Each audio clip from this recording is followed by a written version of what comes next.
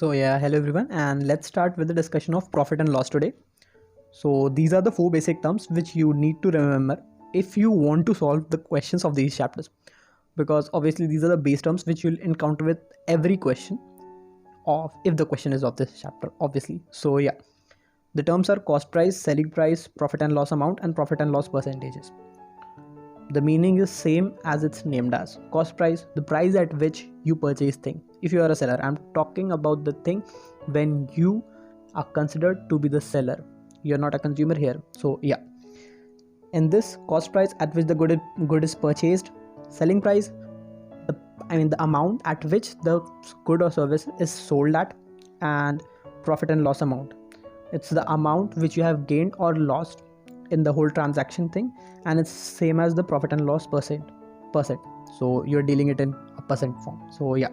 And another basic term, like if you have to calculate profit and loss amount, you need to take their difference. That's it. And here the same, that's the way you could find the percentage, just by multiplying it with 100. I hope you remember that the remember section in that percentages video. If you have to calculate, if you have to find percentages, you need to multiply. Basic thing, but yeah. And again, here we encounter something for which, from here, if you have idea of the previous lecture which I discussed about the percentages, then the journey of this chapter is going to be way more smoother than you think. But if you haven't concentrated on that chapter, the percentages, then it's going to be it's going to be just a hell for you. So yeah, I'll just recommend you to clearly just get used to the concept of percentages with finding, calculating, or doing various other stuffs with the percentages thing. So yeah, if you're done with it, let's just move to the concept part. And the concept parts include, let's just change brush color because and the concept part include markup and discount.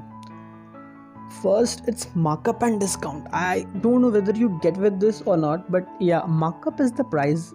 It's a very good example here that if you see a shirt or a t-shirt or any piece of clothing in a mall, it's generally tagged with a price, right? It's generally tagged with a price which doesn't correlate to it. Come on, you're getting a shirt of 10,000 or something. It doesn't mean, right? Now, if you are capable of it, then that's another thing. But yeah, generally it doesn't mean if you're getting a 5k. But yeah, it's 500. I don't know who has put it. Whatever it is, just leave it.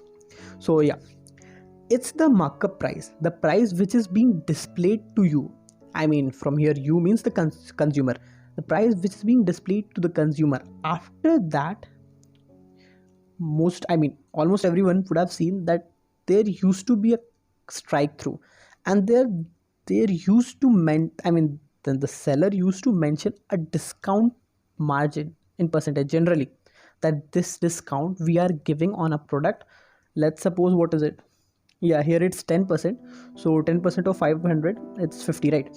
So now after getting the discount of 10%, now the 500 thing you are getting at 450.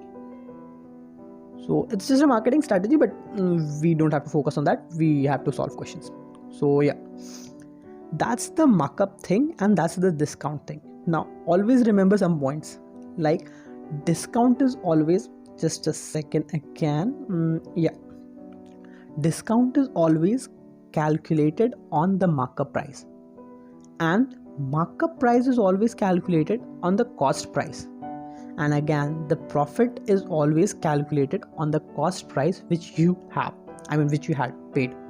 So yeah, these are the things which always happens. So either you get use of the idea just by thinking it a bit, that how it has happened, or you just mug it up. I don't advise you to mug up, because come on, it's just a basic thing. So yeah, now you could solve these by various things. There are a bunch of formulas available in your book, even on internet, but I'll just advise you to go with this method. Now again, I want to mention, listen, I'm not promoting my video, but yeah, if you don't know the concept of multiplying factor, then I just request you to visit my previous video of percentages on my channel. So there I've discussed some questions of this topic, basically the salary problem. But yeah, if you'll get used to this idea, then solving questions with the help of this concept would be a way more easier than for you. So I'll just recommend you to visit the channel, visit my channel and just go through the percentages video once, so that you could get to this concept and easily solve the markup questions. So yeah. And the other problem is the falsy weight problem.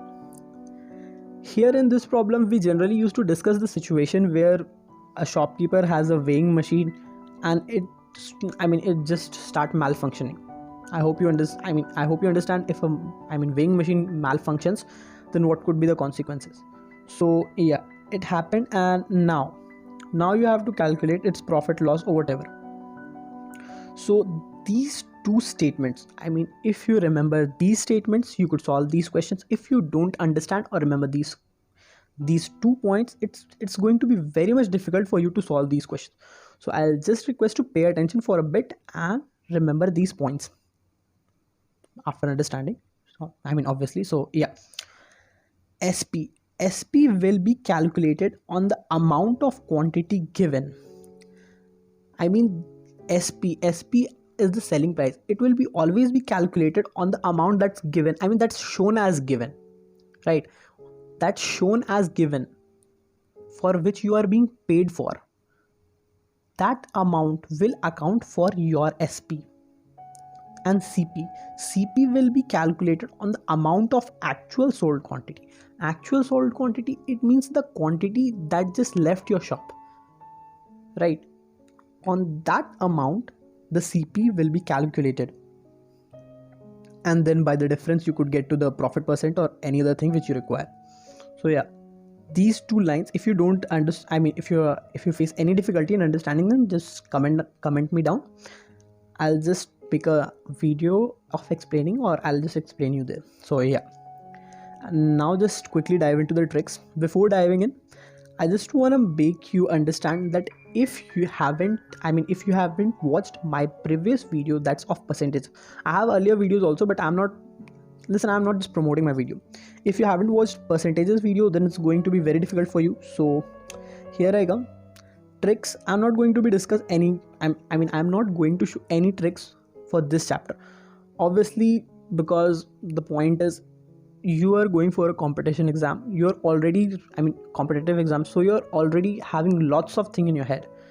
Now you want to remember every trick, so I don't think that's worthy, right? You want it, the trick has to be like that, it should click on your head, right? So my suggestion is that you should remember limited tricks and in a very efficient manner that you could apply it anywhere. So yeah, I'll just advise you to visit my percentages video, remember the tricks from there and apply it here. If you didn't understand what I said or what has to be done, then just comment me down. If possible, then obviously I'll make separate video of explaining that how percentages will be integrated in loss and profit and loss. So yeah, as if you'll watch my percentages video, you'll see that I've integrated profit and loss in it. So yeah, that's how it works. You are working with quants. It's very much interconnected. So obviously you need to watch. If you are thorough with the concept, then obviously you could just jump on solving questions. So yeah, if you want this infographics, then just subscribe to my Telegram channel. You'll get this infographics there. That's all for today. Wish you a good luck and thank you.